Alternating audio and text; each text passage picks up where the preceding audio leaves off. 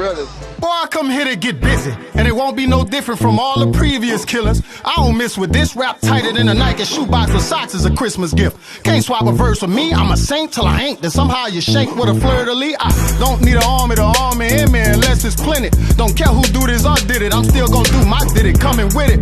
My people love me cause that's what I give them. Yeah, I bump heads with them, but a bust yours for playing with them.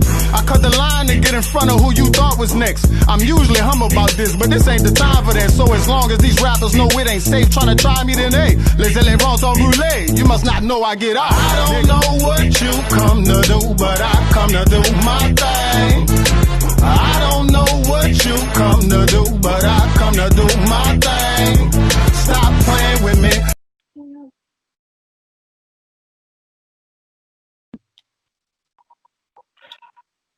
All right, y'all. Welcome to a podcast episode of Hanging with July and Will. We got some special guests on the podcast. Of course, we got my dog Caleb Red. We got my dog Juan. We got that boy Jay on the podcast. My co-host.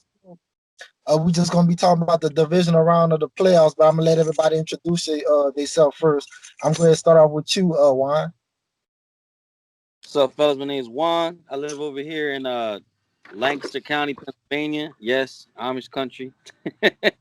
Oh, yeah, you are definitely. I am a little familiar with where y'all are at. I used to live in New Orleans for 3.5 years. I used to live on the West Bank. So I am a cultured individual. Went to plenty of Saints games. Big football fan, big Cowboys fan. So yeah, that's me. All right. And Jay Lee, go ahead and introduce yourself. It's boy Jay coming at you live from the 7th Ward, New Orleans. Getting kick ass and take names on this podcast, man. Hey, Caleb Red, you hopped on yet? All right, it's your boy Caleb Red. I'm back with this thing. I'm just not getting home. Bringing in the package. So you know I'll be back up in the camp shortly. Go pack go. You already know what time it is. Caleb Ray. When I joined. Holding it down for Appaloosa, man. Like, we got that wind kicking, man. Wait, what? Yeah, bro. And of course, we got my co-host, Will. Go ahead and introduce yourself, Will, for the people who ain't watch. All right, man. You know it's Will, man. You know, I'm just here, man. I do what I do. Salt boys up, man. You know, that's it. That's all I do. I just come on here and salt, especially Caleb. Caleb about to get it, man. Caleb ain't see my face last time. He about to get it. All right, y'all. Well, we're gonna jump right into it. We're gonna jump into these divisional round playoffs. We're gonna start off with the first game tomorrow. Packers. What's up?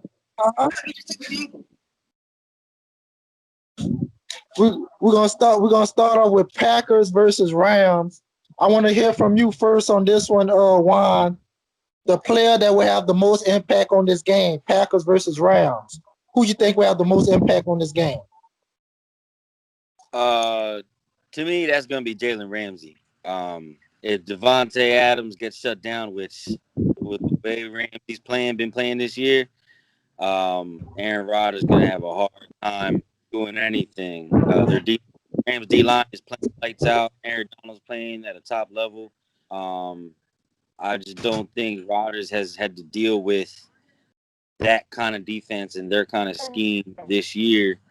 And it all comes down to Jalen Ramsey. I mean, you already know Aaron Donald's going to do his thing, but if Devontae Adams has no yards and no touchdowns, I mean, it's going to be hard for Rodgers to depend on Robert Tonyan and Alan Lazard for a whole game. So, all right.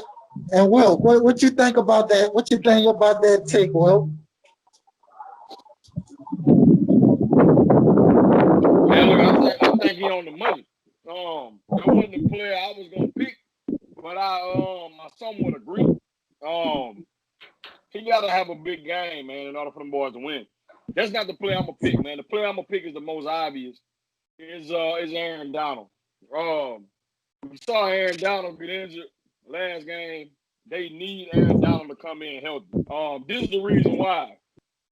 Aaron Donald can make the game easier for Jalen Ramsey. Because if the pass rush is getting up, Jalen Ramsey don't have to defend for a long time. Devontae Adams is a great receiver, man. Like, he creates separation with his route running. Great footwork. He can maneuver in and out of cuts, in and out of breaks. That's creating natural separation right there. So in order to help a DB from that aspect, you need a great pass rush. And what better way, man, from getting it right up the middle, man. And then you got to remember, down the offensive lineman, man. Your best offensive lineman. I understand that's not typically where Aaron Donald plays primarily, but man, you can put Aaron Donald wherever you want to put him on that defensive line, man, and he can be effective and impactful. So that's my impact player, man. All right, Jade, and what you think about the most impact? Who's gonna be the most impactful player in this game? For me, it's Aaron Jones for Green Bay. You can't win. The playoffs is not the time to try to win playing one-dimensional football. And with Jalen Ramsey locking up Adams, which I think is going to happen, you're going to need to be able to run the football. So Aaron Jones need to have a big day on Sunday for the Packers to win that football game. They got to be balanced on offense, and they got to be able to have secondary receivers step up and make plays because Adams is going to be locked out. But the most important part is they're going to need Aaron Jones to have a big day on the ground and in the passing game.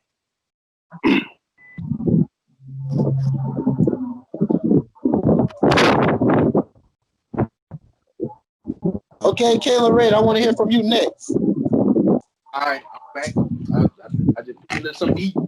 Now, I'm gonna throw a curveball. Everybody knows that Aaron Donald is the man to look for. Everybody is starting to know about Morgan Fox and everybody else, right? I forgot the other rusher that they have, but to me, the player that'll have the biggest impact will be, like I'll go with two of them, Corey Linsley and Elton Jenkins. They gotta stop Aaron Donald from being a wrecking force this whole game.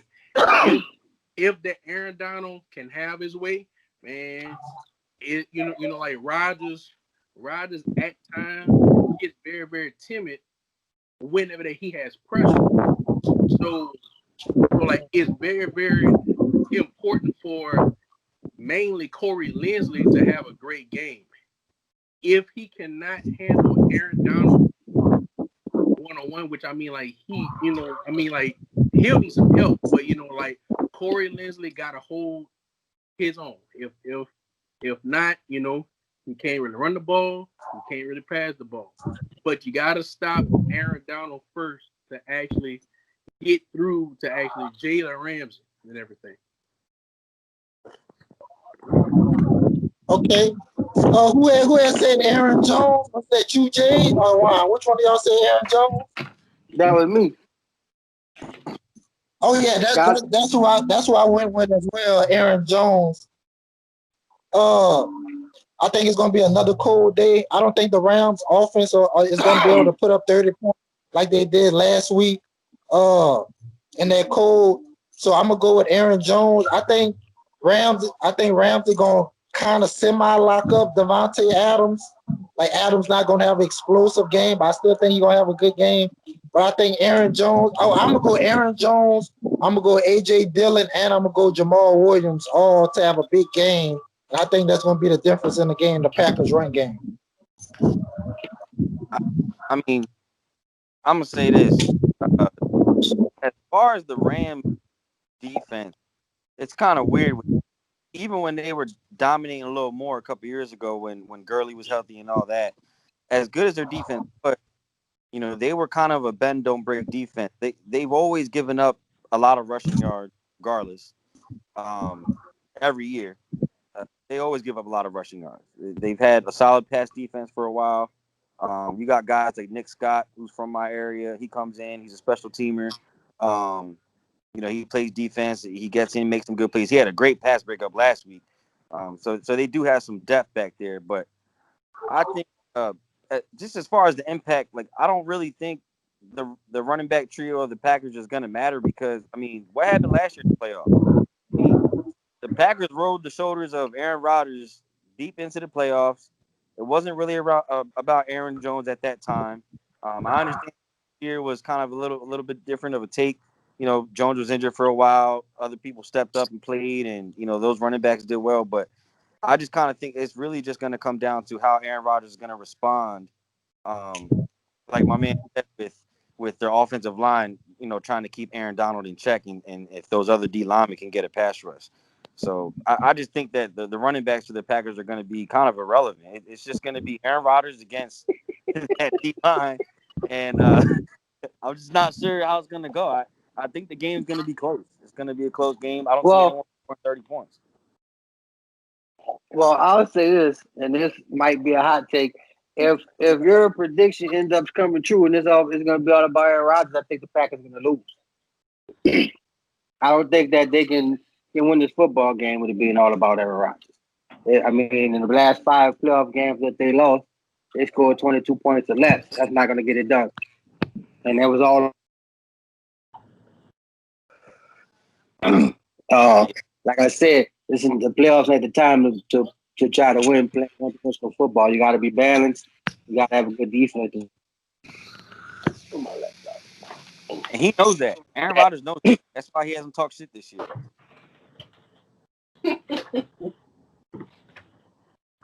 Is that right, Caleb? Okay. Let's see. I'm trying to get myself still set up. But bottom line is, you got to be able to actually keep a clean pocket, or you know, like to kind of give Rodgers time. I'm trying to think of another team we play. Or better yet, if the line plays the Rams the same way how that they played the Saints, they'll be fine. Because you know, like Rodgers was sacked what like once, and like he was hurried like 6 times, and like hit like twice. You know, I mean like I think of the Rams front four They're the ones that you got last time that didn't just really like the look different. Saints front four. Their front four is very very tough, but the Saints front four is like 1,000 times better. So like if that the line can be like very very sturdy and like not let the Rams pass rush bother them, they'll be fine. Like how that Wine said, they are a bend but don't break defense. So like I'm not too much worried about the defense, to be honest with you. Okay, so I'm gonna start off with this. I'm gonna start off with you, Jade. Who you got winning that game, Packers or Rams?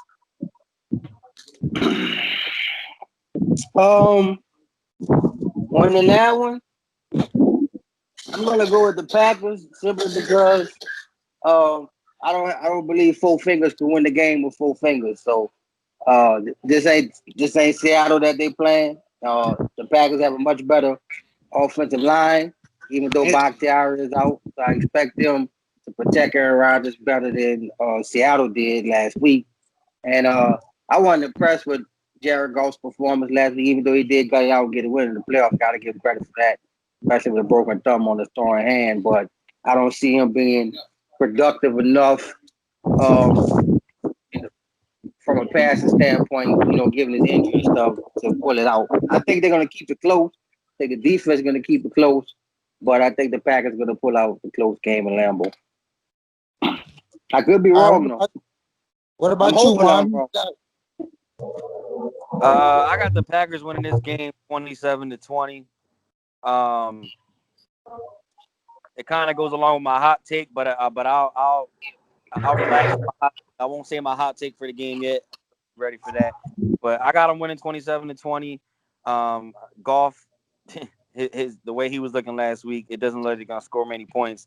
But I do see the Packers kicking a couple field goals, probably a couple touchdowns. Rams keeping it close with their defense. I do feel like the Rams they're gonna sustain at least a couple of drives. You know how Sean McVay is. I mean, he has a photographic memory. He's gonna make good adjustments. Uh, I feel like it really comes down to what's gonna happen in the first and second quarter. The Rams came low scoring in the first half. I got the Packers by 7. Yeah, make sure they're with the right size. All right, Will, who you got winning that game, Will? Man, it's a little crazy, bro, because if you would have asked me a couple of weeks ago, I would have said this game would have been a better game because I would have said the Rams would have leaned on the run game, then play action go over the top of Jared Goff. But I do think the Packers run defense has improved, and I'll give them credit where credit's due right there. With all that being said, man, I don't trust Jared Goff. And then we talking about a Jared Goff with 4 fingers.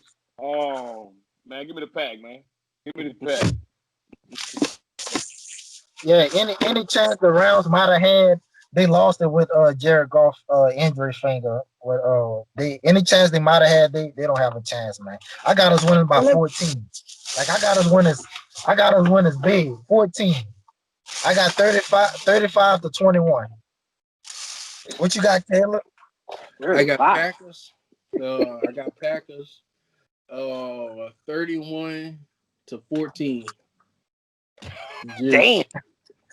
Because I mean, seriously, like once the offense will get going, I see Tyen getting two touchdowns, and the Scantling. Hopefully, he don't drop no passes, but Scantling should have a pretty big game, Including 3 drops. I give him 2 drops. I give him 2 drops. That 2 drops. Yeah, over under 2.5 drops for MVS. What's up, man? Hey, well, let me ask y'all a question real fast. Cause it sounded like y'all think the Rams might have had a chance if Wolford was playing. Is that what I'm hearing? No, absolutely not. If no. if Walford would have been playing, it would have been way more advantageous for the Packers defense. And I'll say this: Preston and Zadarius Smith were getting a lot of flack earlier this year for how they were playing, and they have come on really strong the past like 6 to 7 weeks. And they're pretty fast edge rushers, and Walford can't be running around outside the pocket like that because he'll get smashed. Okay, Hey just making Jay, sure. I say this. I say this. I don't think the quarterback, regardless of who it would have been, I don't think that's a determining factor. I think the determining factor is if the Packers' run defense didn't improve, that would allow the Rams to have a realistic chance, regardless of who you put at quarterback. I don't think they would have did much. You know what I'm saying? It's all about the Packers' ability to now stop the run, which is it looks like they're not dropping Preston Smith back in coverage as much. Am I saying that correctly? July. Yeah, Caleb. that's right. Yeah. That's I don't correct. know Every because snap, the every Packers' run game. defense didn't look all that good against the Bears in that last game. Yes, it Yeah, did. but Montgomery been This thing, balling for the past like 6 weeks. the Packers run defense used to be terrible. It used to be terrible. Now it's not bad. Because That's Preston what Smith not dropping. Don't yeah, don't Preston Smith, he get dropped going. sometimes. Cam Akers been Yeah, solid it's lately. early He in the got a year. lot of confidence. Man. Yeah, I really would be. I expect the Packers to win this game, but I wouldn't be surprised if they lose today at all. We ain't lose. It ain't no way. But what's the other game that come on tomorrow? Buffalo and Ravens. That's the other Yeah. game that come on tomorrow.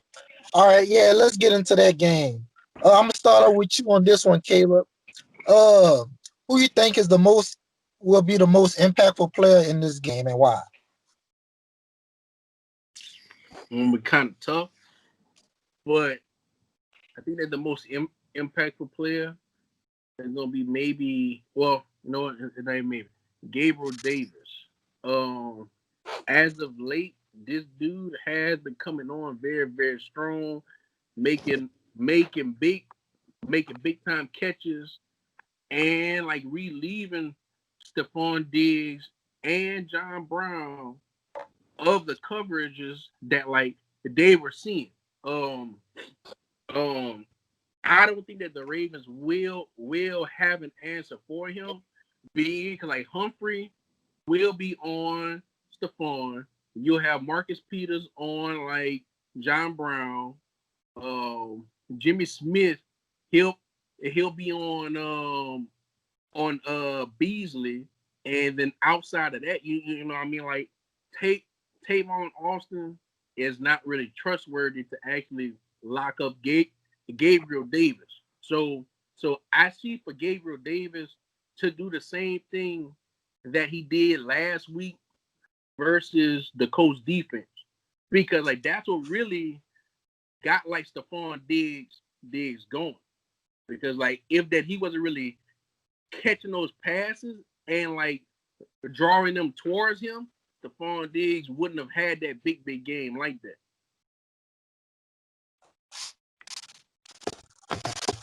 Okay, Juan, I see some facial expressions from you, so I'm gonna get you to respond. Well, I agree and I disagree. I agree that Gabriel Davis has been playing well as of late, but the only reason why he had a good game was they was too busy worried about Stephon Diggs and Cole Beasley has been hurt. If Beasley's healthy, Davis he ain't gonna be a non-factor. John Brown has been a non-factor all year. I think Beasley had his first 1,000-yard season this year, or he came up just short. Um, if with a healthy Beasley, Davis is going to revert back to the number 3 or 4 receiver. Beasley has better hands. He runs better routes. Um, Jimmy Smith ain't stopping him in the slot. Beasley, I won't say he's the impact player, but he is going to be the catalyst for that offense. Um, because Diggs is going to have a hard time. I don't want to say a hard time, but the Ravens got 2 solid corners on the outside, especially if he has to deal with Humphrey. And so with that being said, as far as my impact player, I'm gonna have to say it's Matt Milano. The past 6 games, the Ravens got over 1,600 yards rushing, which is just ridiculous. And I feel like with the way Bills and their scheme run their defense, they haven't been playing a great run defense. I mean, they've been giving up a lot of rushing yards, and I kind of feel like if Matt Milano isn't playing at a top level, helping that D line plug them holes, it's going to be a long day for that defense, and it's going to be a very high scoring game, which I think is going to be a very high scoring game anyway. But I think Matt Milano has to come ready to play and try to contain Lamar Jackson and J.K. Dobbins as much as possible. Okay, okay, Jay, what's your thoughts on the impact player for this game?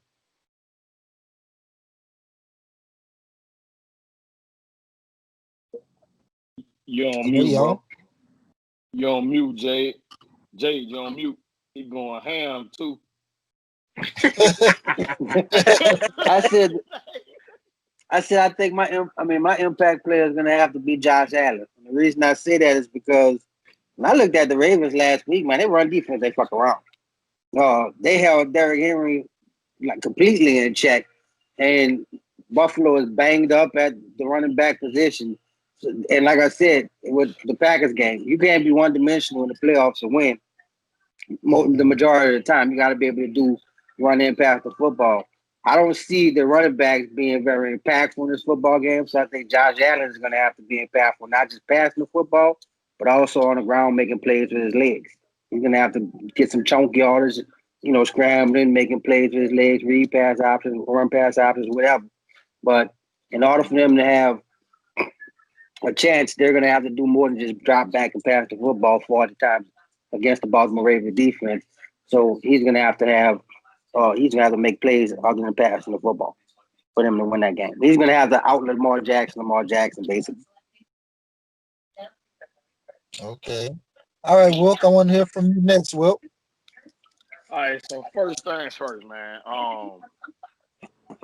If the Bills relying on Gabriel Davis to be the impact player, they're in trouble. That's the first thing. All right. Second thing is, I agree with you. You gotta be balanced in the playoffs. You gotta be able to run that ball. Nothing I'm going to about come the back to that Bills nigga. all year showing me that they can run the ball effectively.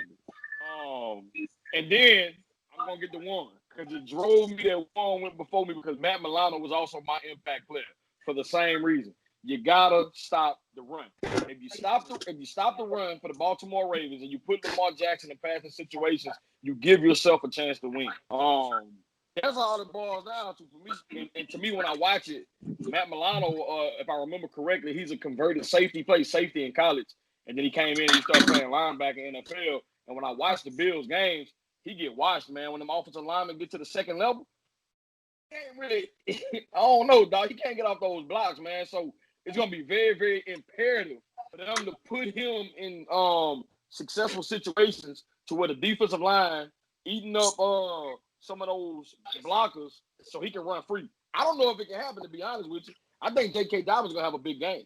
That's just my opinion. But I don't know, man. I think Matt Milano is the most important player right now due to the fact of how Baltimore likes to operate offensively and running their football. You got to be able to stop the run, man. Okay. Well, I'm gonna go Lamar Jackson for obvious reasons. My bad, y'all. All right. I'm gonna go Lamar Jackson as the most impactful player. Um, and I'm gonna go ahead and just give y'all my pick too. Since I'm the last one, I picked the Ravens to win this game. I picked them. Why? Because I think Lamar Jackson is actually gonna have a big game.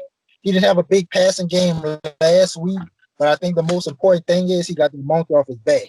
He got that playoff win under his belt, and I think he's gonna come out. He's gonna be more comfortable. I think you're gonna see the field a lot because the Bills they either gonna score fast or they're not gonna score at all because they don't have a running game. So they're gonna score fast or not gonna score at all. I think that's gonna give Lamar Jackson more opportunities. I think he's gonna finally get his pass game together. If he throw for 200 yards, Ravens gonna win. All you gotta do is throw for 200 yards, Ravens gonna win because he gonna run. He gonna run for over 100.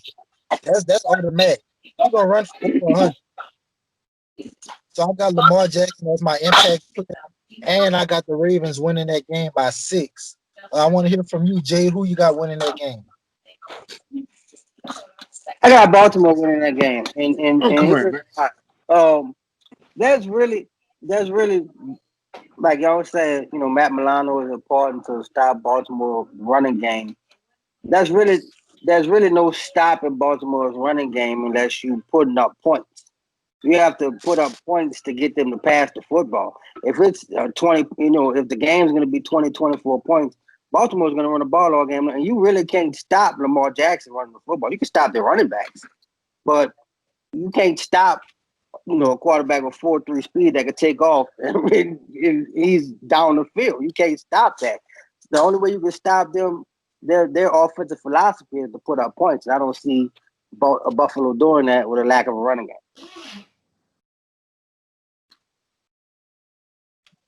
Okay, who you got winning that game, Will? Hey, man, look, I got the Ravens winning that game. Hey, you can go look at my picks. Go look at Spencer's game threads. I don't have my picks. I picked Baltimore to win that game, man. They Buffalo on upset alert, dog. All right, when you got winning that game? I don't see no upset happening. I see the Bills winning this game. Simply the fact that they let Baker Mayfield look like Aaron Rodgers out there, and that's that's something to be alarmed about. The Ravens corners and safeties got to come to play, and Josh Allen has proven this year that he can throw the ball, and with his added ability to rush as well, getting outside the pocket, also stepping up in the pocket. I just kind of feel like there's not going to be much defense in this game. I got the Bills winning this game 37-34. Real high scoring game. A lot of touchdowns, a lot of field goals. But I got Josh Allen throwing over 300 yards. So yeah, I got Bills winning this game. All right, Well, Kim, you got winning this game. well, back to Wilk. Talking about my little Gabriel Davis, little impact player thing. Man, look, quick thing. everybody else, I mean, like I'm not sure of like how healthy Cole Beasley. John Brown, he been banged up too. Stephon Diggs, he just may be clamped. I'm not really sure. So next best option is Gabriel Davis. Now outside of that, Zach Moss is not playing. I started to pick Devin, but I was like, man, because like he ain't been a factor at all. But anyway, my pick, I'm gonna pick Buffalo. Buffalo will win by 6 off of a late Josh Allen score, and then they will have to, and they will force Lamar Jackson to try to drive back down with like 50 something seconds, which is very, very possible. But like if you don't have any timeouts left, like Lamar can't really scramble like that. I mean, I mean, like he could still scramble, but it's like you're scrambling, but then your offensive line is still back there. Like trying to actually catch up to you. So I got Buffalo by 6 on a late score by Josh Allen running it in. I have purple and blue. Let me say real quick, if I can have a second. Who I didn't hear from? Did I hear from you, Juan? Huh? Who I didn't hear from for the pick? Everybody made their pick on that game. Yeah, I picked the Bills. I was just gonna say real quick that I think if there was one other player I could say that really that could have a huge impact on this game is Marquise Brown. He's been playing well as of late, and they've been getting in the good situations. He's been getting open, and I kind of feel like if he settles into himself and he becomes more possessive, if he has a big game, that could really change the whole game for the Ravens. I can see that. Oh yeah. Any other thoughts on the game? Yeah, man. Look, bold take, man. Stephon Diggs about to cook Marlon Humphrey though. Even though I got the Ravens winning though. Just Watch because out this for Big man want Ed to throw Oliver, Gabriel boy. Davis out there, man. Gabriel Davis ain't gonna have a catch, man. Gabriel Davis about to eat, boy. All right, y'all. Let's move into the first game on Sunday. I think that's the Browns versus the Chiefs. The Browns versus the Chiefs. Most impactful player in that game. I'm gonna start off with you first on this one, Jade. Who you think is the most impactful player? Uh, Chiefs?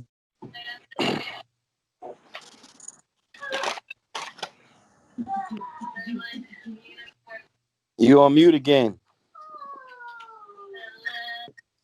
I got two. It's gonna be Chris Jones and Badger.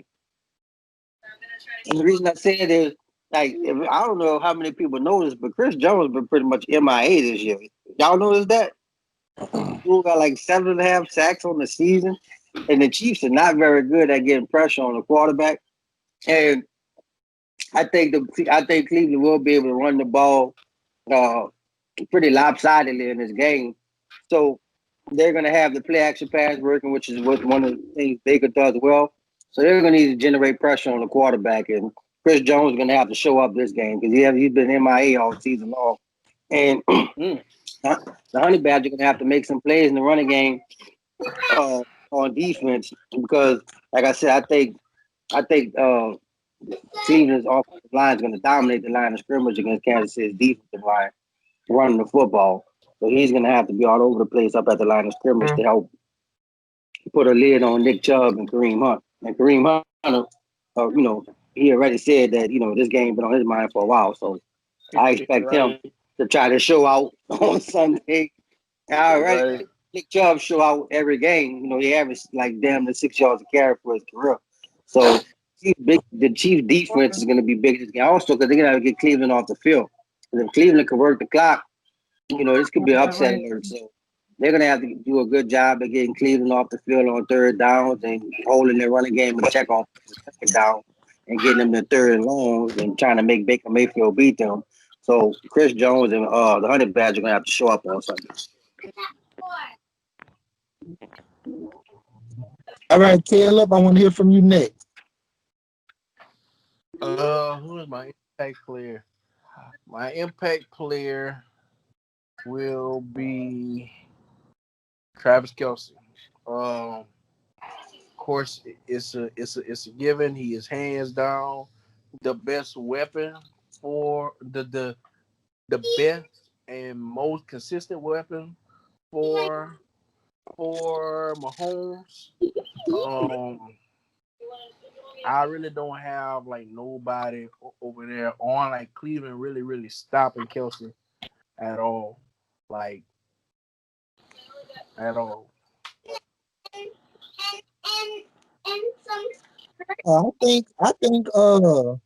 I think Jay touched on it a bit when he said Kareem Hunt and Nick Chubb. I mean, I think the best way to keep Mahomes off the field is keep that running game going. I It think is. Nick Chubb and Kareem Hunt. I mean, them two have a big game. Cleveland could shock us and go into Kansas City and get that dub. But that's just my take on it. What about you, Wilk? What you feel about it?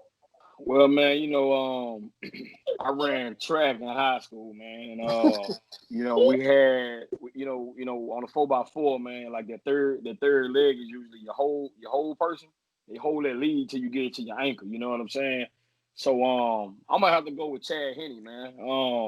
Say that's my impact player, man. 'Cause the Chiefs gonna beat these people out the frame, and Chad Henne can get in the game and don't turn that thing over when you get in the fourth quarter, cut.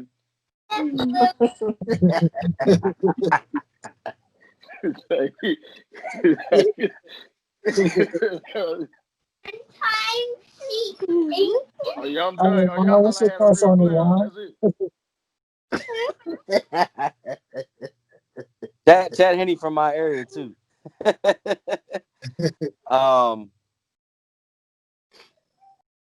as far as my impact player, I was gonna say Travis Kelsey. Uh, very obvious. Um, I got him having a huge game. I feel like he's just gonna manhandle that Browns defense, and all that's gonna do is just open up everything else. I feel like Le'Veon Bell is gonna get a lot of playing time. I feel like Tyreek Hill is definitely gonna be open. I just feel like matchup wise, like I understand that the Chiefs don't have a great defense. I understand that Chris Jones hasn't been playing at an All Pro level. Um, but I just feel like as dominant as the Browns' offensive line is, I just kind of feel like with the kind of players that the Chiefs have, um, in their especially in their secondary with two really good safeties. Honey Badger's gonna be playing close to the line of scrimmage, blowing stuff up. I just kind of feel like it's people are gonna be surprised that when Nick Chubb doesn't have 80 yards rushing tomorrow. I feel like that's gonna happen. Um, I kind of feel like Andy Reid has been holding back a little bit this year, not opening up the playbook as much, which is why the Chiefs have struggled at times and they've won a lot of close games. But hey, the mark of a great team is winning close games. You've seen a lot of teams that have high-powered offenses winning games by 10, 15, 20, 25 points. Then they get in the playoffs and they run into somebody like Bill Belichick and they score 13 points and lose. The Browns have had a high-power offense lately, but they're going to run into a good Chiefs coaching staff and a solid defense that's going to step up. Um, and that's why I just kind of feel like if Travis Kelsey has an outrageous game, this game won't even be close. It's going to be a blowout. All right, so I'm just asking this question like this: does anybody have the Cleveland Browns winning this game? I do. I Uh, do. I got Cleveland winning. You Well, got not Cleveland for winning? two. Yeah, for two reasons. One, I feel, this might be a hot take. I feel like Andy Reid is an overrated football coach. Like, well, I'm sorry, I do. When I mean, well, let's talk about like First of all, I've been telling y'all all year. I don't feel like there's a team in the NFL that's really afraid of Kansas City and Arrowhead. Like when you look at their history under Andy Reid, they lose to Arrowhead every year. That's how they lose in the playoffs. They get knocked out every year at Arrowhead. And you look at last year, they were dominant at home in the playoffs. They trailed every game, man. So, so to me, that's the one. I think that their home field advantage is very overrated. And I think their coach is overrated in the playoffs. But two, when I looked at Cleveland last week, without your head coach, like that's impressive. That's a football team. When you can go out and dominate without your head football coach, that impressed me to the point I think they're going to be Super Bowl. I don't think it was That's that just a phenomenal job all impressive. around. The What? Steelers are missing like 78% of their starting defense, and I don't think it was that impressive. Dude, you got all the built-in excuses. Like look at the Saints when Sean Payton was suspended for a year. They looked awful. That just you really just don't see that. And then people went out and dominated Okay, without their football, but without we was their just head talking coach. about how David Bakhtiari ain't playing, and that you already know Aaron Donald's gonna have a good game. So now, what are the other D linemen gonna do? You know what I'm saying? Like everybody has something that's not going right, a player missing or whatever like that. But I mean, the Browns literally played the Pittsburgh defense with a hurt D line, missing both their starting linebackers, missing somebody in the secondary. You know what I mean? They just ran into a healthy Browns offense at the wrong time. Like, I mean, yeah, but when it comes to roster, there's always a next man up. You don't really have a next man up when it comes to a head coach. The Saints should prove you that over don't the have course a of the next season. man up when Like, Bud Dupree and Devin Bush both injured. I know, I agree with you on that totally. I still, And, I feel and they like they lack got depth healthy because you linebackers. can't They find got that type guys of talent on the street playing in really December. good. I'm telling you, it's gonna be a blowout. But you still gotta focus on what your job is and go out there and execute it and do it to win that football game, no matter who's on the field. And the fact that they was able to Yeah, do that he, well throughout the course of the Andy week executed without their 14 head wins coach, this that's year. impressive. He Huh? executed 14 wins this year, so he about to have another one. Hey, Yeah, Will. I can jump in there right quick. I can jump in there right. Them balls going at it. Them balls going at it right quick. Let me jump in this thing right quick, man. All So right, look, go ahead. I'm gonna let you go first. hey man, Pittsburgh versus Cleveland. For the game over the man head touchdown. Look, it had some fluky stuff that happened that game in the first quarter. But when you measure that the rest of that game, now I get it. The first quarter is a part of the game. But when you're looking at the second quarter on, Pittsburgh dominated that game. Okay, No, they didn't. Kansas City not about to make those type of mistakes that They didn't Patrick dominate Mahomes. that. They didn't. Take Whoa. away Pittsburgh those did 21 dominate at points. any Take point in away that those game. 21 points on those turnovers. Pittsburgh wins that game. But here's the thing. That's the point. The Cleveland Browns still had to operate at a high enough level to go out there and convert 4 of their 6 first half drives into touchdowns. Like give them doing Hey, some look, credit. that ain't my. You Hey, got look, to I don't like execute to do Pittsburgh. that. The Pittsburgh, defense Pittsburgh is job no is to make argument. you Look, punt the ball and they score touchdowns on 4 to 6 drives. Pittsburgh is not my argument. I'm using that as the basis of what I'm about to get into. Patrick Mahomes will not make the mistakes that Ben Roethlisberger made. The Kansas City Chiefs will not make the same mistakes that the Pittsburgh Steelers made. It's not gonna happen. Like that. That's not happening. Talking It's about not the same happening in Kansas Kansas City City. Chiefs team that made mistakes to the point they were down 24-0 in the playoff game last year. They Like won a Super Bowl that them year dudes too. ain't perfect in the playoffs. Like where did that come from? You Them dudes ain't been perfect you all year. They made you mistakes. you That's why you people you, been in you talking about games. the defending? You talking about the defending champions? Or are you talking about I'm somebody else? talking. Yeah, I'm talking about the defending champions that struggled Okay. to win like their last 8 games. Yeah, they struggled to win. They won. That what you Yeah, saying? they won, Oh, okay. but this All the right. playoffs. This Okay. is a Cool. different season. That's over with. So what I'm saying is, okay. So okay, let's break it down. Then let's break it down. Then did you realize Cleveland didn't trust their cornerbacks on Pittsburgh's receivers, so they kept 2 deep safety. Do that against Mahomes if you want to. That man changed it. That play. Do you remember that game earlier in the year where Clyde Edwards-Helaire had like 25, 26 carries because they kept the defenders back? And Andy Yeah, Reid, that man, hand that ball off. We're going to beat them, Hit but hand that 160 ball off. yards. Man, you remember that yeah, game, right? So, but okay, yeah, so what I'm but saying is, if them boys scared, and they playing with two high safeties. They got their corners playing back because they scared of McCole Hardman, Tyreek Hill, Sammy Watkins, all that speed. Kelsey's gonna eat in the middle, number one. All right, because the safety's dropping back. All right, number two, they're gonna hand that ball off. They got Clyde Edwards-Helaire, they got Le'Veon Bell. They're gonna hand that ball off. Cleveland in trouble. It sounds good though. You make a very, very compelling argument, and I like it because Baker Mayfield is a former Oklahoma Sooner. Hold on. Can we get back to the point where Andy Reid is an overrated coach? I mean, I said what I said. I said what I said. He's overrated, man. He's overrated. No, bro. Can we get back to that Pretty point? much. Overrated. Pretty much, yeah. What Hey, makes him so hold overrated in your on. book? Okay, so I heard you say, well, they lost in Arrowhead in the playoff. I mean, the year before they lost to Tom Brady and the Patriots. There was a coin flip away from going to that Super Bowl. They lost in Arrowhead. There was a coin flip away from going to that Super Bowl before last year. Now last year, who they beat? They beat the Texans in Arrowhead, and they beat the Titans in Arrowhead. With Patrick Mahomes, when Andy Reid has Patrick Mahomes, he 2-1 in the playoffs in Arrowhead. So let me ask you something. Wait.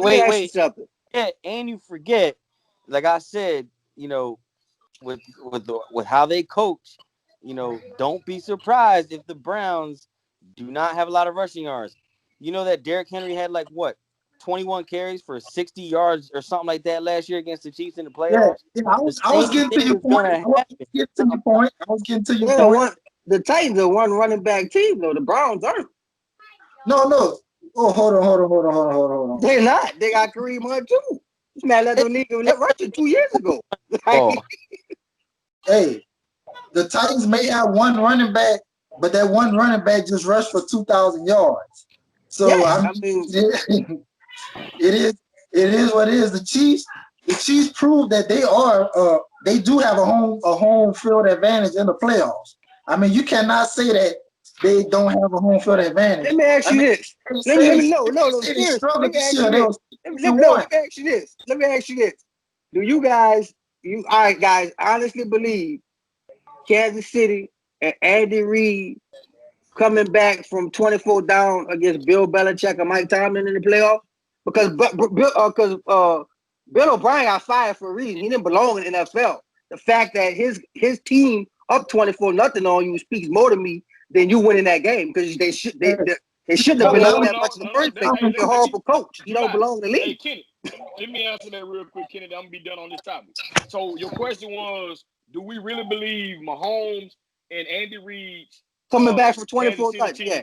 From a Mike Tomlin coach team or a Bill Belichick coach team? Yeah, from 24 my answer would be yes, because Mike Tomlin led team gave up 28-0 to the Browns. But they won up 24-0 though. That's a big difference.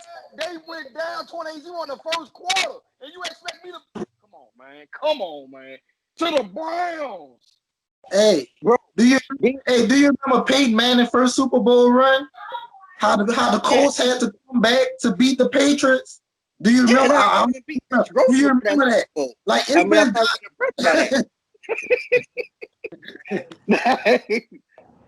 I'm not really impressed by that. They won. They're the champs for that year, but I'm not really impressed by that. They beat Rex Grossman. He played off with the game. Rex Grossman so garbage, man. Remember, that's like playing Tebow. Hey, we're gonna say Caleb. I'm gonna bring you in to start off this topic, to start off this next game. I'm gonna bring you in to start off this one. Who is the most impactful player that's gonna be in this game? The Saints versus the Bucks. Come on, who is the player for this game?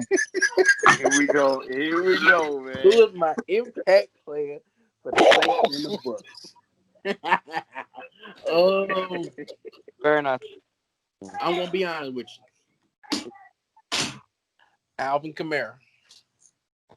Okay. Alvin Kamara can actually have a good game and get around the speed.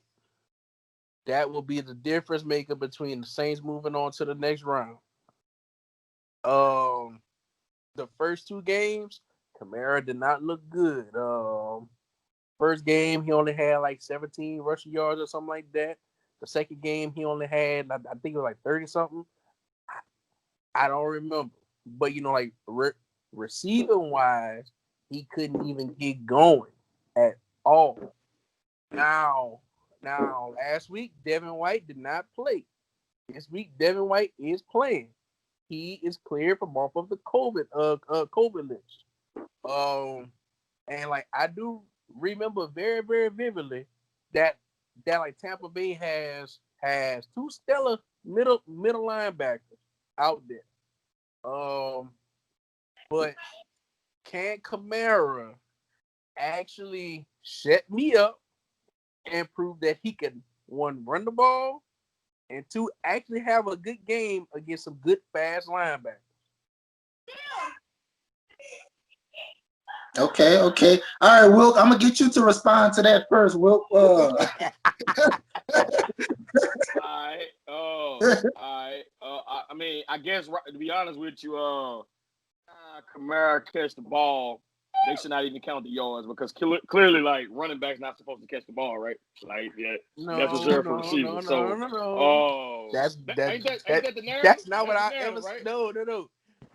This was my thing. Okay, Kamara is a better receiver. Like his yards show that. But like as far as running the ball, no. He is a very strong runner. I give him that. I'm gonna just let everybody know who said that. Man, it was Blake. Admin Blake said that running backs run. Shout out to the boy Blake, man. Eagles Nation, man. Shout the boys out right quick. Hey, so hey, look, I'm gonna keep it real. I'm gonna keep it real with y'all, man. Bugs twice. The Saints were able to pressure Tom Brady. That was huge. They were able to pressure Tom Brady. So for me, in order for the Buccaneers to win this game, you gotta look to the blocking or chipping those ends from Gronkowski and Cameron Brate. If they don't use the running backs or the tight ends to chip, man, look, Tampa Bay finna get whooped up on again. Them boys coming, man. Like Sheldon Rankins, them boys in the middle. You got Cam Jordan, you got Davenport switching in and out with Hendrickson. Man, that defense coming, bro. So you're gonna need connection from Cameron Brate. Now, if I wanna be real, the person that I'm most scared of on Tampa Bay is Antonio Brown, because I still got nightmares on that game when they came to New Orleans. I went to that game, Don Rock and Antonio Brown killing us. Antonio Brown scared me, man. I ain't gonna lie to you. Marshawn Lattimore used to get up and he want to play and play real physical with Mike Evans. You know what I mean? You got Jack Rabbit. Yeah, it seems like he got garbage all of a sudden since he came to the Saints, in my opinion. But I'm scared of Antonio Brown. I ain't gonna lie to you, because I think people still sleep on AB, man. I know he missed some time. AB is still elite, man. AB is still elite. But I'm going with AB. Screw that. Screw Cameron Brate and Gronk. I'm going with AB, man. Let me ask you this, Will. Who do you have guarding AB? CJG?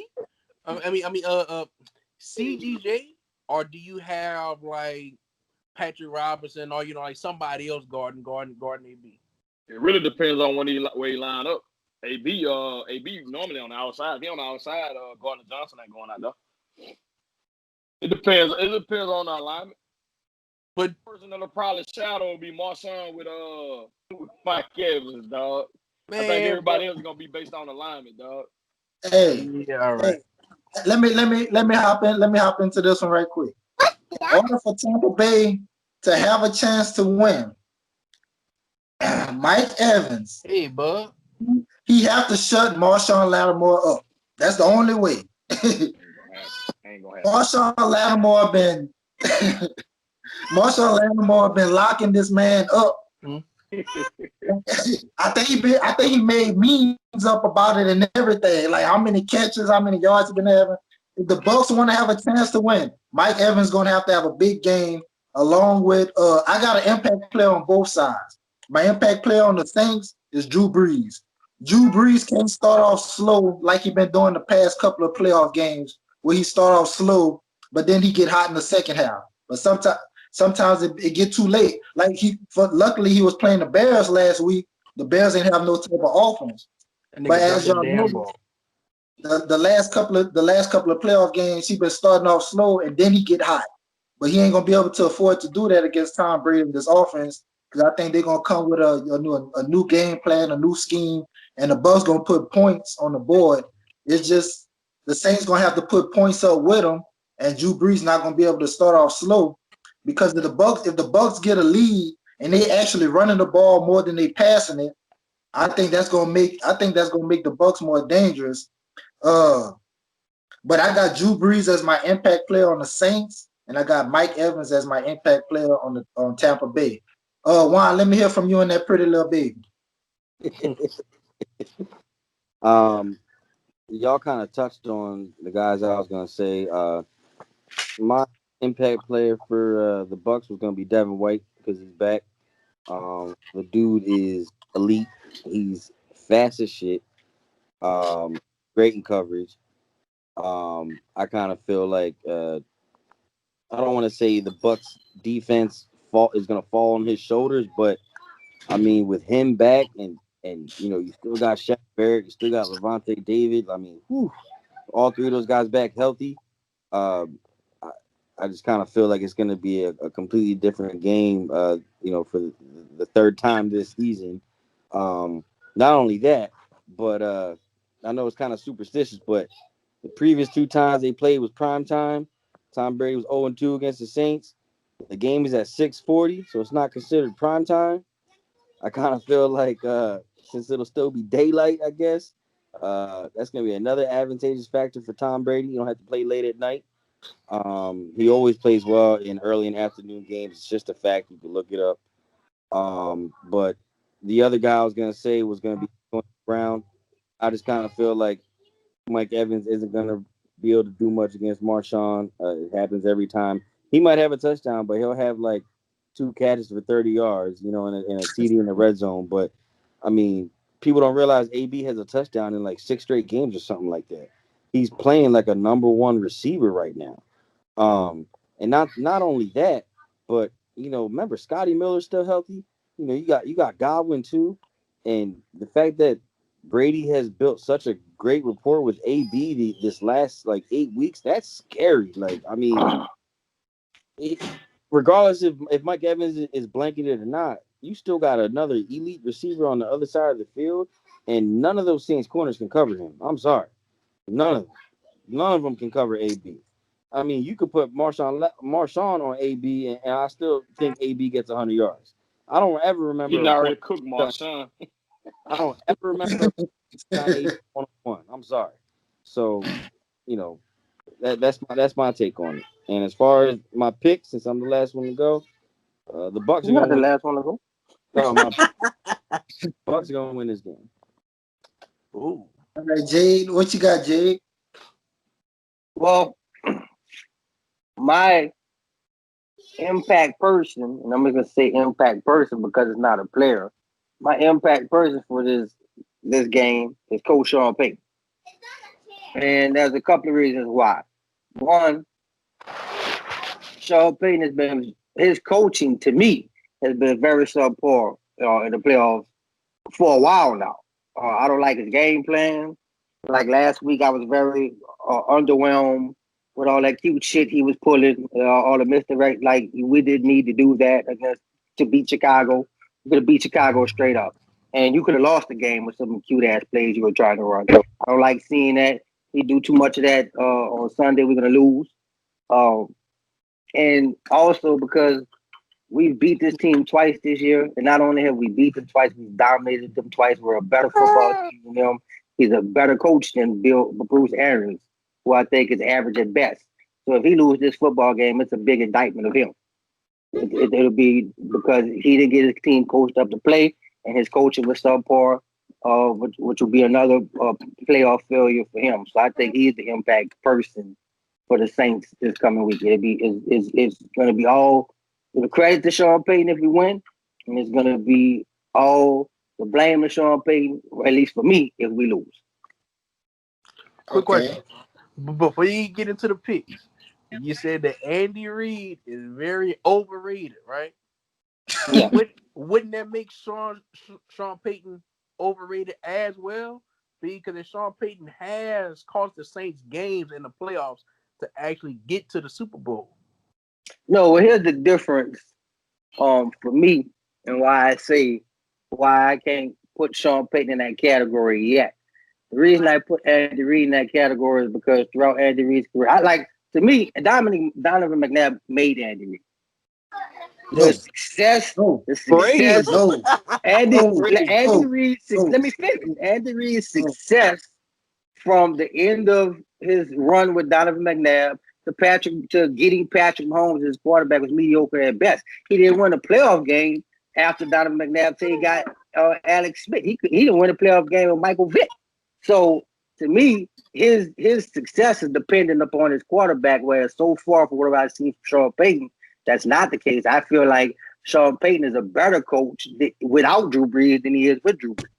Hey, Wilk, I'm going in on So this one. until we have the opportunity to see Sean Payton without Drew Brees, I can't put him in that same category with Andy Reid just because of what we have got to see the variation from Andy Reid. We have not yet got to see that from Sean Payton. When we have with Teddy and Taysom, like where's the drop off in coaching? Where's the drop off in success? I'm about to go in, Will. I'm about to go in, Will. All right, first off, Sean Payton nor Andy Reid, none of them, either one of them are overrated. Two of the best offensive mind coaches ever, Sean Payton and Andy Reid. I just want to get that out the way. They both get the best out of their quarterback. For example, Sean Payton. Before, and you and James Coaching Ball touched on this, Will. Before Sean Payton, Drew Brees was going to have a good career, but now he's a Hall of What? Famer. He have a Hall of Fame career. Was he gonna And have a good? the year Sean Payton was suspended, Drew Brees threw for 20 plus interceptions. And so that's Sean Payton. The year Sean Payton was suspended, Drew Brees threw for 20 or more interceptions. And the team was like 7-9. Huh? And the team was 7-9 after going to the divisional round of the playoff, being Alex Smith and Vernon Davis touchdown away from being in the championship that year. Okay, what that's supposed to mean? I'm agreeing with you. Okay. And as far as Andy Reid, I think Andy Reid get the best out of his quarterbacks. I think he get the best out of his quarterback. Donovan McNabb, Andy Reid got the best out of Donovan McNabb. Once Donovan McNabb left and went to Washington and the Vikings, he looked washed up. Like, he was fat and washed because he was fat and washed up. That's Donovan McNabb, right? That's what I'm saying. Like, and then Kevin Cobb looked good with Andy Reid. Michael Vick had his best season. Michael Vick and Alex Smith had their best seasons with Andy Reid. And we can't tell with Patrick Mahomes because Patrick Mahomes obviously didn't play without Andy Reid yet. But Patrick Mahomes looked like he might be the GOAT. But we saw Andy Reid without Patrick Mahomes with Alex Smith, and he was getting beat at home in the playoffs every year. Alex Smith had his best year under Andy Reid. Alex Smith, it was an Andrew Luck tremendous comeback in the playoffs. That was the indictment of Andy Reid. As a matter of fact, yeah, I remember that. Giving up 32 points in the second half of the playoff game. That's terrible. As far as offensive minds, coaching, Andy Reid get the best out of his quarterbacks, and the evidence is there. Yeah, go ahead. Getting the best out of a quarterback don't mean you're getting the best out of the football team. You're getting the best out of the he known for his Is he getting the best out of the defense of Kansas City the past 2 years? Hell no. He's known for his offense. I mean, Sean Payton not known for his offense. But you're a head coach. You're supposed to be. You're over the whole thing, not just the offense. Everything is an indictment or credit to you. He went to how many conference championships? He got a Super Bowl. So how can you say Andy Reid is overrated but not Sean Payton? I think neither one of them is overrated. I think both of them are great coaches, but you cannot call if you separating those two coaches, you cannot call one overrated and one not because basically to me they're the same. I Well, agree with that. like I said, I disagree because I feel like Andy Reid he's best as a coach when he has an elite quarterback talent. I feel like Kevin given Carr what was not elite. What I quote? mean, what did he accomplish? They said they best with Kevin elite Cobb big stats, but what did he do? They didn't even win a playoff game with Kevin Cobb. So I mean, what's the point? Alex Smith not elite either. Huh? Alex Smith Alex wasn't elite. Smith isn't elite either. Oh, And I didn't Donovan say he McNabb was. wasn't elite either. Well, But you said Andy Reid. You said Donovan Andy McNabb was Reid. elite for that era. Yes, he was. No, it was Like not. No, it was not. who was Alex Smith. name me a quarterback in the division When that was Alex better. Smith was elite. Name me a Is it quarterback in Donovan McNabb division that was better than him. in the when division. they Eli, went to those four Tony straight? Romo. Do you know how I like shitty Donovan that McNabb. division was? Do you know how shitty that division was? I'm saying. So what? So how do you get credit for winning that shitty ass division? Just like the AFC West is a shitty division. You look at the NFC South. How is that West a You shitty look at the division? NFC South. Every team in this division has went to a Super Bowl since Nah, realignment. you We switching got up teams we got here. You was two talking about teams how Donovan that McNabb was an elite quarterback. I I can tell you I the asked two you to guys, name me four the quarter. I two mean, name a quarterbacks, quarterback in his division the when Quincy he played. I Carter, said he was elite at his Kerry time. Collins, and what Jeff George for the Redskins. Gary. Come on, man. Come on, come on. That's not even. That's So not who even was better? debate. Because I can name Hey, you. you I can hold name you hold quarterbacks based you hold on Andy MVP you hold that was Andy better Reid much higher in his standards than division. Sean Payton. Matt Ryan That's and what I Cam think going both on. won the MVP. Name me somebody that Hey, was better than Don McNabb than him. You can't. Steve McNair was better than Donovan McNabb. Kurt He Warner was never better than played that Donovan McNabb. division. Doesn't matter. They had a shitty division. That's my So you said exact. Their division wasn't They competitive. So how are you great? As the people say that about Bill Belichick and Tom Brady all the time. Well, they was great because they was in a bad division. Well, Andy okay, Reid the same. that doesn't make any sense. How does that make Donovan McNabb elite though? He was elite for the Donovan McNabb. If you want to go by He was accomplishment, never man, elite. He was never elite. There was always at least five quarterbacks better than him. Always. Always. I disagree. So we'll just disagree on that. We'll agree to all disagree right, on all that. I right. can't So name five goals better than him. since we're gonna agree to disagree on that, you said Andy Reid performs best when he has an elite quarterback. I want to know, is Alex Smith elite? What? He needs to make a conference championship with Alex Smith. That's my point. He made four of them with Donovan McNabb, and if he wins on Sunday, he 2 for 2 for Patrick Mahomes. 3 for 3. He couldn't even do that with Alex Smith. Alex Smith is a Okay. competent winning quarterback.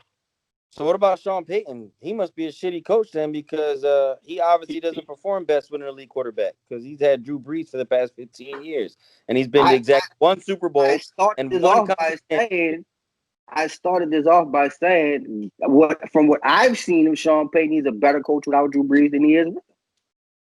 And I said that before I ever seen Teddy Bridgewater or Taysom Hill play, just from how he calls the game and what I saw from him when he had to start Luke McCown back in 2015. His game planning is better without Drew Brees, and he don't play for stats and Drew Brees. He don't coach for stats and Drew Brees' legacy when he doesn't have Drew Brees. Like the whole team philosophy is different when Drew Brees is not playing. Hey, That's not. I let would me jump in there real quick and then I'm gonna be done. Hey, let me jump in. I'm gonna be done because this is what I want to get at. So Not the when I mentioned the Alex Smith comment, you said he didn't even make a conference championship with Alex Smith. So do we judge Andy Reid by who he does and doesn't make it to a conference championship with, and we don't do the same with Sean Payton? Because this is the thing that I'm saying. I Sean already Payton has the said. same quarter. Wait. Hey, look. Sean Payton has had the same quarterback for 2006 and Drew Brees, right? So my thing is, how many conference championships is Sean? And I'm a Saints fan. I think Sean Payton's elite, but I also think Andy Reid is elite. So what I'm saying is, if Sean Payton has a Drew Brees, he should have made it to more conference championships. What I'm saying, that's how you judge No, Andy Reid. no. Listen. Well, first of all, I like that. I think that's where y'all get it mixed up at. I don't see Drew Brees how y'all see Drew Brees and how most Saints fans see Drew Brees. So that's where we part ways at. Like I feel like Drew Brees is the reason we lost a lot of those games we lost in the playoffs. But That you doesn't. can't tell that the Saints fans because they blame Yeah, everything on the damn that's defense. when But he so, like I said, I feel like like to me, I would have moved off him a long time ago. So I'm really not. I see because I see Drew Brees differently. I judge Sean Payton's success with him differently. And so until I see him with somebody else, I can't put him in a category of somebody I've seen with five different people and only been successful with two. The percentage just doesn't add up to me. He's better than Donovan McNabb and Alex Smith. Huh? He's better than McNabb and Alex Smith. Probably put together. put together. Yeah, Like, I you know, mean, like what are we Don- talking about? We talking about we Donovan, judging Andy Reid. hold Like, on. Hold on. What are we Alex, talking about here? We talking about putting up stats to win a football game. What are we talking game, about? winning When we scatter, football what are we game, talking about? football game. Hey, man, let's get into these picks. Let's get into these picks. Let's see. Hell no. I Juan, disagree. I'm gonna start with you, Juan. Who you got winning this game? Saints or Buccaneers? I got the Bucks winning this game. All right, Caleb, who 27. you got? Uh huh. Well, who I got? Yeah. I want the Saints to win. Come to Lambeau, God damn it! I want the Saints to win. Hey, I got the Saints. I got the Saints losing next week to the Green Bay Packers. That's what I got. That's what I got. I got the Saints losing next week to the Green Bay Packers by 7. I ain't got to mention this game. Who you got, Jay? He got Donovan McNabb. I got the Saints winning. I got the Saints winning, and I don't think it's gonna be particularly close. Ooh. I think All it's right. gonna be much of the same that we see during the regular season. Maybe Which, not, a 30-point game, but I think it's gonna be a double-digit win by the Saints. Double all right, Will, digit. who you got, Yeah, Will? double digit. Man, I just want to know. I just want to know if Jade or Juan want to host the Saints versus the Rams thread next week.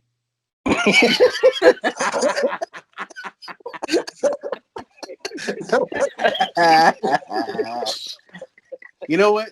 Now I take my let pick me quit back. playing. Let's Man. go Bucks. Let's go Bucks. I take my pick back. Hey, look, man, let me quit playing, man. Look, I got the Saints. I got the Saints by 10, bro. But nah, I ain't picking the Rams over the Packers, man. Y'all crazy, dog. I got the Saints by 10, man. All right, y'all. One more thing I want to discuss. Hot topics, basically. What y'all think is the most surprising thing that's going to happen this weekend? And Aaron Rodgers gonna throw 2 interceptions and still win. Okay, Ooh. okay. What you got? What you got, Caleb? Ooh. This Uh, dude crazy, man. Hey, Hey, that uh, was a good. Hey, that was a good one, though. That was a good one. That was a good one. I got 4 hot topics. God, dog, Just one. Just one. Just one. Just one. Fine, two. I'm gonna give you two. Lamar's gonna have a good day throwing the ball, and Alvin Kamara just may rush for 100 yards. man. This dude crazy, man. All right, Will. What you got, Will? To jumpstart us, this week, Taysom Hill will have a passing touchdown in the first half. Defense? Is he No, playing? offense. He wasn't practicing this week. He gonna be next Rich Gannon? Well, Rich, oh my God, dog. This man, Rich Gannon, son. Ooh, that was a crazy Super Bowl, though. But nah, man, I got Taysom Hill with a passing touchdown in the first half, man. All right, Jay. What's your hot topic, Jay? Donovan McNabb comes out of retirement and throws 2 touchdowns. And starts against the Packers, man. Yeah.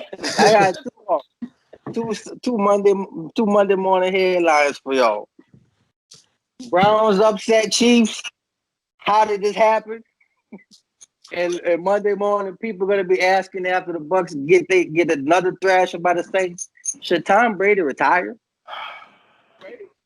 He just lost to Drew Brees 3 times. He lost to a team for the 3 times in one season for the first time in his career. Is it time for him to hang him up? That's my hot topic. All right. My hot topic is we finally gonna get the matchup in the NFC Championship that we've been waiting for and talking about in the sports group.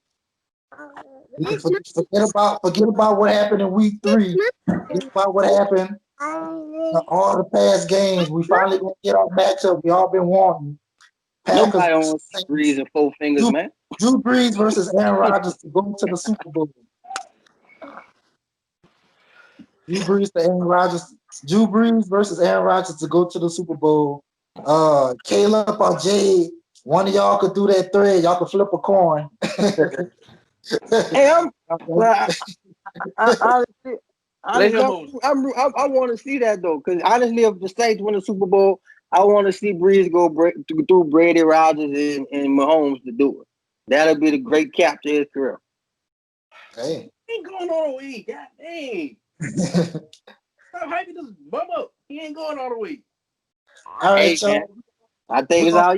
we're gonna go ahead and wrap this podcast episode up, man. It was fun talking to y'all, man.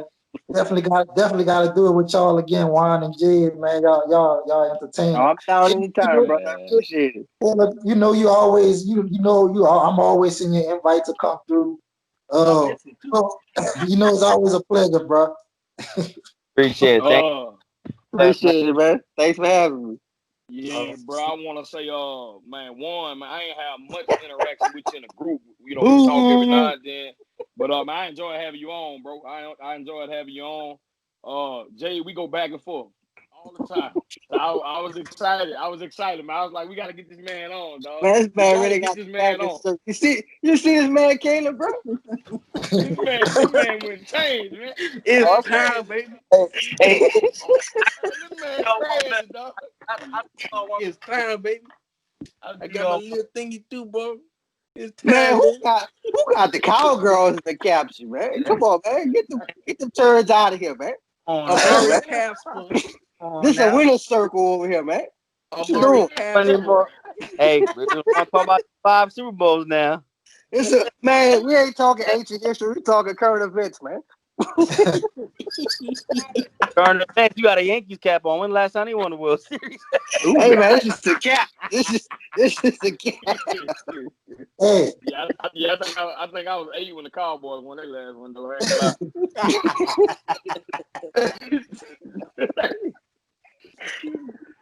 All right, y'all. I'm gonna try to have this podcast episode posted tonight. I'm gonna get on the editing as soon as it's saved and stuff. I'm gonna have it posted tonight.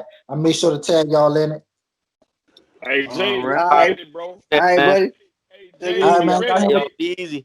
All right, have a blessed one. Group with that McNabb tape, man.